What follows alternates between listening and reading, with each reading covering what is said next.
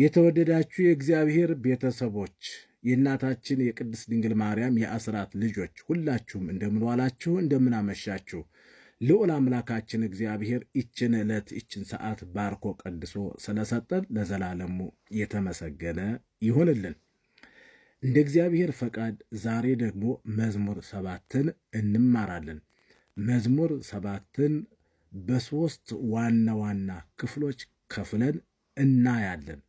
አንደኛና የመጀመሪያው ልክ ልበ አምላክ ቅዱስ ዳዊት ጠላቶቹ እንደ አንበሳ አፋቸውን ከፍተው እያገሱ ገነጣጥለው ሊጥሉት ሲመጡ ልበ አምላክ ቅዱስ ዳዊት ወደ እግዚአብሔር እንደጸለየና እግዚአብሔር አምላክ ደግሞ ከነዚህ ክፉ አድራጊዎች ሰዎች እንዴት እንዳዳነው እንደጠበቀው ቅዱስ ዳዊት ለእግዚአብሔር ምስጋና እንዳቀረበ በዚህ በመዝሙር 7 ላይ እንመለከታለን ማለት ነው። ዛሬም በጣም በርካታ ሰዎች አሉ ልክ እንደ አንበሳ አፋቸውን ከፍተው ጉልበታቸውን ተማምነው ተመክተው በሀብት በንብረታቸው በዘመድ አዝማዳቸው ተመክተው ድሆቹን ለማድቀቅ ለማጥፋት የሚጣጣሩ ብዙ ሰዎች አሉ። እነዚህን ሰዎች በጦር መሳሪያም አይደለም በሌላም አይደለም።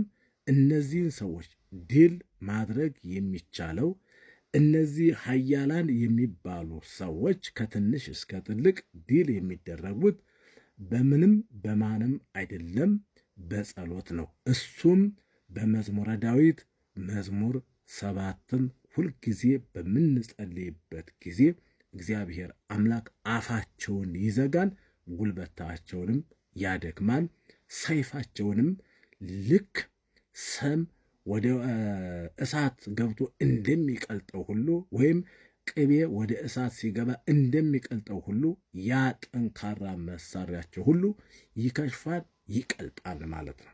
ስለዚህ ጠላት የበዛባችሁ፣ ጠላት አፋቸውን የሚከፍቱባችሁ፣ ጠላት በራሳቸው በኃይላቸው በጉልበታቸው በገንዘባቸው በዘመድ አዝማዳቸው ተመክተው እናንተን ለማጥፋት እንደ አንበሳ እያገሱ ሲመጡ ድል የምታደርጓቸው በዚህ በመዝሙር 7 ነው።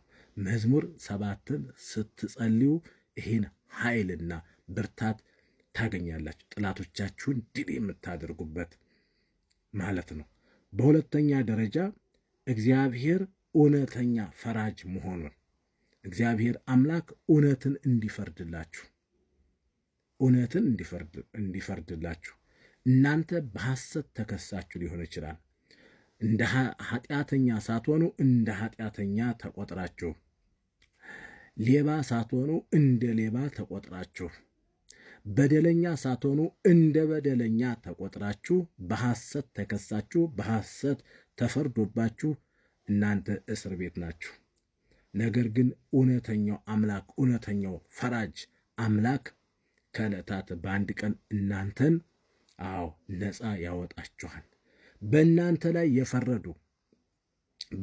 ላይ ፈርደው በሐሰት የከሰሷችሁና የፈረዱባችሁ ያሳሰሯችሁ ሁሉ ጊዜውን ጠብቆ እነሱ ራሳቸው ይከሰሳሉ፣ ይታሰራሉ፣ የሞት ፍርድም ይፈረድባቸዋል። ይሄ በሕይወት ዘመናችን የምናየው ነገር ነው።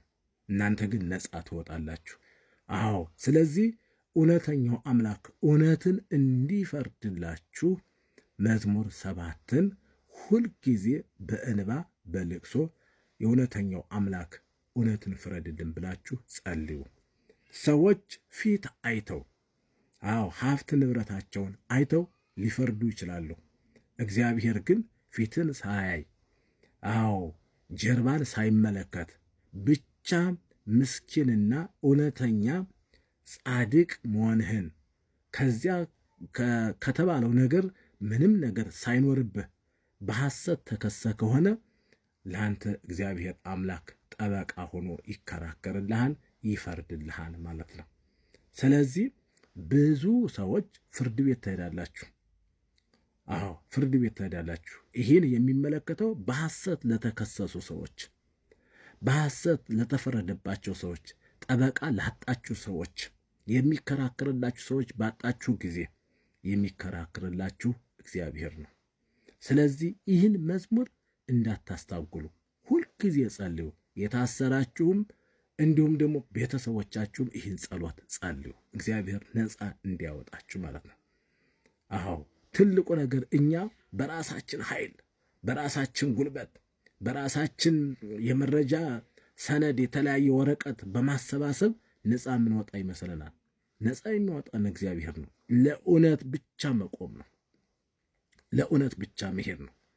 አዎ ስለዚህ እግዚአብሔር አምላክ ይህን እንዲያደርግላችሁ ይህን መዝሙር 7ን ምንጊዜም ጸልዩ። ይሄ ፍቱን ነው፣ የተፈተነ ነው። በሶስተኛ ደረጃ የክፉ ሰዎች የመጨረሻቸው ምን እንደሆነ በዚህ በመዝሙር 7 ላይ ተመዝግቦ እናገኘዋለን።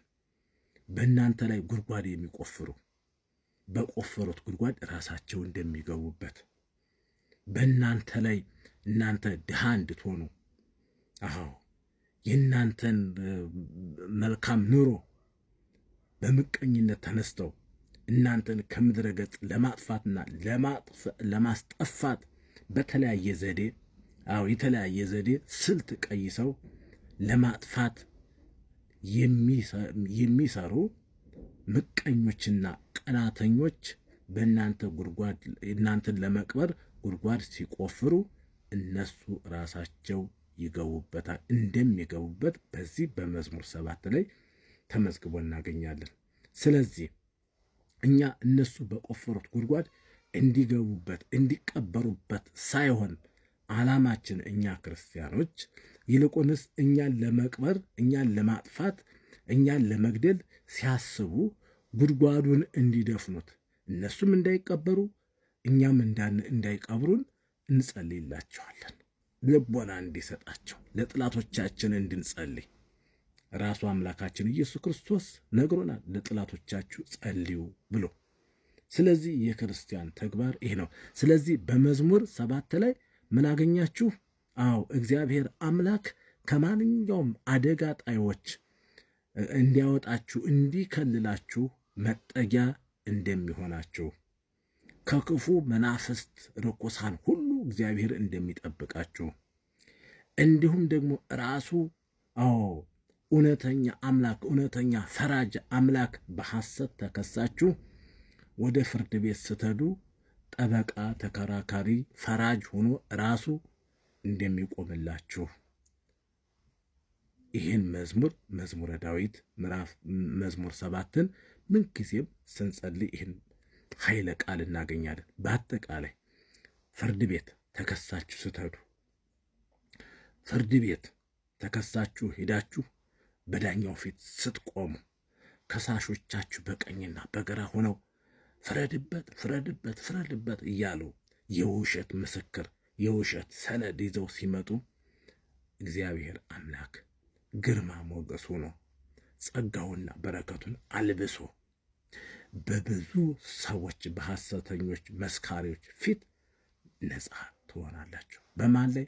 በዳኛው ላይ አድሮ በአንተ ላይ አድሮ ማለት ነውና እችን መዝሙር 7ን ምንጊዜም ጠዋት ጸልዩ። ከጸለያችሁ በኋላ ቅባ ቅዱስ ተቀቡ በትምህርተ መስቀል አድርጋችሁ ይህን ካደረጋችሁ በየትኛውም ቦታ በየትኛውም ስፍራ ፍጥረታት በሙሉ ለእናንተ ክብር ይሰጣል ማለት ነው። ይህን እንዲያደርግልን የእግዚአብሔር የአምላካችን ቅዱስ ፈቃዱ ይሆንልን። ይሄ ትምህርት ለሁሉም እንዲደርስ ፎሎና ሼር እንድታደርጉ በእግዚአብሔር ስም ጠይቃለሁኝ። ከዚህ ትምህርት እንደተባለው እኛ ትርፋችን እናንተን ማስተማሩ ነው። እኔ ማታ እንደዚህ ገብቼ እናንተን ሳስተምር ትልቅ ትርፍ ትልቅ በረከት እንዳገኝ ሆኖ የምቆጥረው። ወስብሐት ለእግዚአብሔር። ደህና እደሩ።